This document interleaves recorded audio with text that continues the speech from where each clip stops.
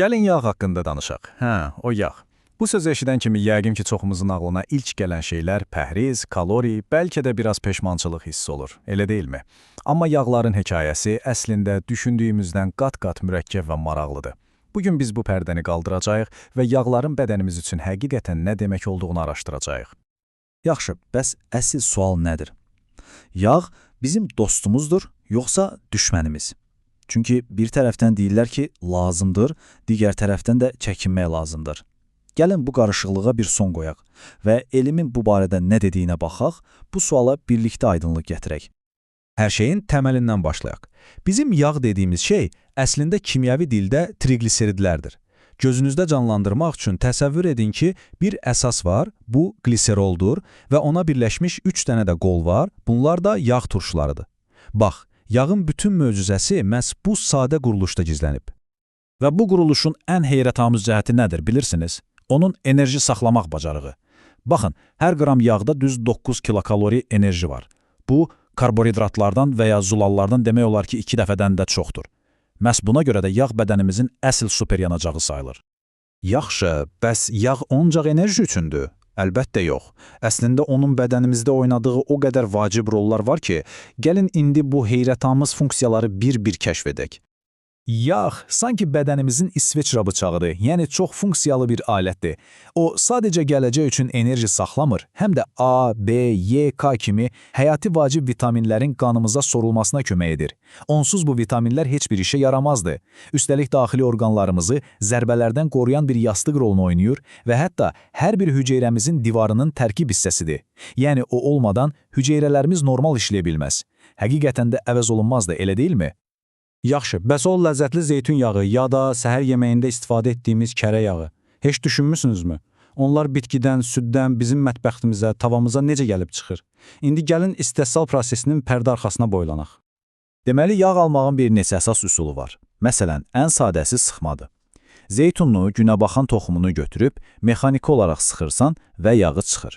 Başqa bir üsul əritmədir. Bu daha çox heyvan piyləri üçün istifadə olunur. Onları əridib donuz piyi kimi məhsullar alırlar. Sonra hamımızın bildiyi kərə yağı var. Südü və ya qaymağı o qədər çalxalayırsan ki, yağı ayrılır.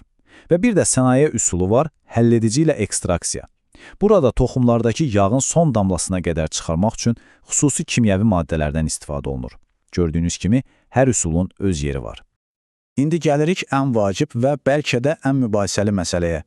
Bütün yağlar eyni deyil. Bu çox vacibdir. Pəhrizimizdəki fərqli yağ növləri arasındakı fərqləri anlamaq, sağlam seçim etmək üçün əsl açardır. Yaxşı, gəlin bunu çox sadə dildə izah edək. 2 əsas qrup var, doymuş və doymamış yağlar. Ən asan fərqləndirmə yolu budur.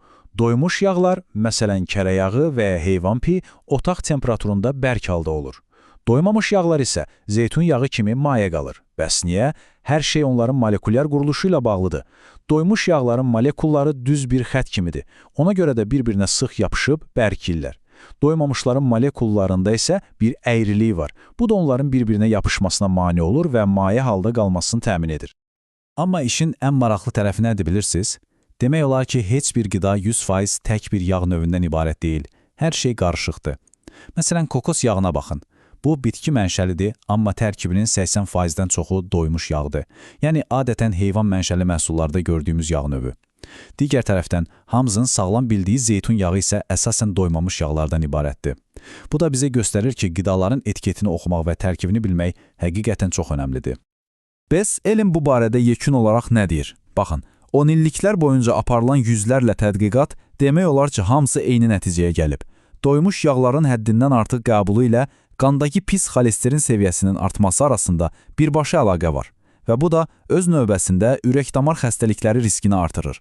Bu artıq mübahisəli bir mövzu deyil, qlobal səhiyyə təşkilatlarının qəbul etdiyi bir faktdır.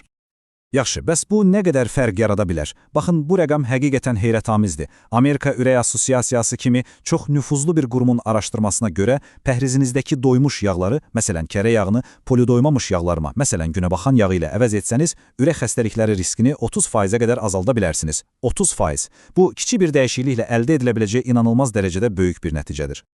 Deməli, doymamış yağları hekayəmizin qəhrəmanları adlandıra bilərik. Amma bilirsiniz, hər yaxşı hekayədə bir dənə də qəddar canı olur.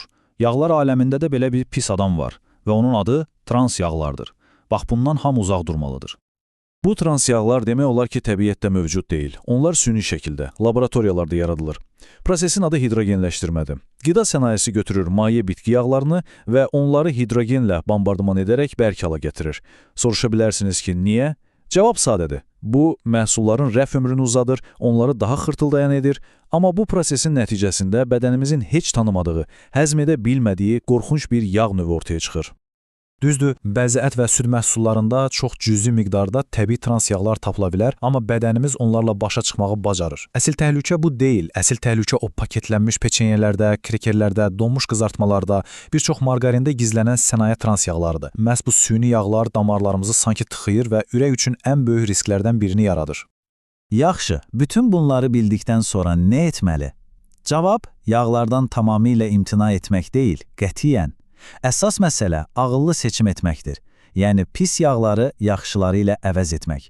Bu qədər sadə bir strategiya ilə sağlamlığımızda böyük fərq yarada bilərik. Baxın, Ümumdünya Səhiyyə Təşkilatından tutmuş bütün böyük qurumlara qədər hamısının tövsiyəsi eynidir. Doymuş yağları doymamışlarla əvəz edin. Yəni yemək bişirərkən kərə yağı yerinə zeytun yağı istifadə edin. Qırmızı ət yemək əvəzinə daha çox balıq yeyin. Və ən əsası, sənaye üsulu ilə hazırlanan trans yağlardan tamamilə uzaq durun. Məşhur Aralıq dənizi pəhrizi də məhz bu prinsiplərə əsaslandığı üçün dünyanın ən sağlam qidalanma tərzlərindən biri sayılır. Beləliklə, bütün bu məlumatlardan sonra yadda saxlamalı olduğumuz əsas fikir budur. Məqsədimiz yağsız bir həyat tərzi deyil, doğru yağlı bir həyat tərzi olmalıdır. Yağlar düşmən deyil, sadəcə bədənimizə hansı yağların dost olduğunu bilməli və seçimlərimizi buna görə etməliyik. İndi isə top sizdədir. Artıq fərqi bilirsiniz. Bu axşam yemək hazırlayanda və ya sabah səhər yeməyində hansı yağı seçəcəksiniz? Unutmayın, salatınıza əlavə etdiyiniz o bir qaşıq yağ ya da çörəyə çəkdiyiniz o nazik qat, bax bu kiçik, gündəlik seçimlər toplanıb uzun müddətdə sağlamlığınız üçün inanılmaz böyük bir fərq yaradır.